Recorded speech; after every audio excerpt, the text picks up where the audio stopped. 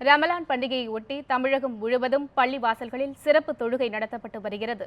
சென்னை ஐசவுஸ் பகுதியில் நடைபெறும் சிறப்பு பிரார்த்தனை குறித்த நேரலை காட்சிகளையும் அது தொடர்பான கூடுதல் தகவல்களையும் இப்போது பார்க்கலாம். சஞ்சீவி, வணக்கம். இன்று சென்னை ஐசவுஸ் பகுதியில் எந்த மாதிரியான சிறப்பு தொழுகைகள் ரமலான் பண்டிகையை முன்னிட்டு நடத்தப்படுகின்றன, அதன் சிறப்பம்சம் குறித்து சொல்லுங்கள். 30 நாட்கள் நடந்த கடும் நோம்பிற்கு பிறகு தமிழகம் முழுவதும் இன்று இஸ்லாமிய மக்கள் ரம்ஜான் பண்டிகையை கொண்டாடி வருகின்றனர். குறிப்பாக தற்போது நாம் நின்று கொண்டிருக்கக்கூடிய இந்த ஐசவுஸ் மசூதி கிட்டத்தட்ட கட்டி 150 வருடங்களாகிறது. இந்த பகுதியை பொறுத்தவரை பார்த்தோம்னால், குறிப்பாக இந்த திருவல்லிக்கேணி பகுதியை பொறுத்தவரை பார்த்தோம்னால் அனைத்து சமுதாய மக்களும் வசிக்கக்கூடிய இடம் இது.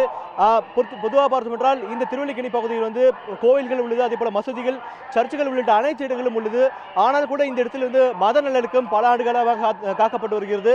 அதனால் இந்த பகுதியை பொறுத்தவரை பார்த்தோம் என்றால் இன்று காலை முதலில் அனைத்து தரப்பு மக்களும் எந்த விதமான மத பேதமும் இல்லாமல் இஸ்லாமிய மக்களுக்கு வாழ்த்துக்களை தெரிவித்து வருகின்றனர். இந்த ஐசவுஸ் மசூதியை பொறுத்தவரை இன்று காலை முதலே பார்த்தோம் என்றால் மசூதிக்கு மக்கள் சென்றாலும் இன்று காலை 10:15 சிறப்பு தொழுகை தொடங்கியது. மசூதிக்குள் இடமில்லை என்றால் கூட வெளியே நின்று தற்போது மக்கள் சாலையில் பாயை போட்டுக்கொண்டு தற்போது இந்த இதில் சிறப்பு தொழுகையில் ஈடுபடுகின்றனர். அது மட்டும் இல்லாமல் இந்த பகுதியை பொறுத்தவரை திருவல்லிக்கேணியை பொறுத்தவரை இதை சுற்றி பல மசூதிகள் இருக்கிறது. ஒவ்வொரு மசூதியிலும் இதே போல இன்று காலை 10:15 மணி முதல் சிறப்பு தொழுகைகள் நடைபெற்று வருகிறது. லலிதா.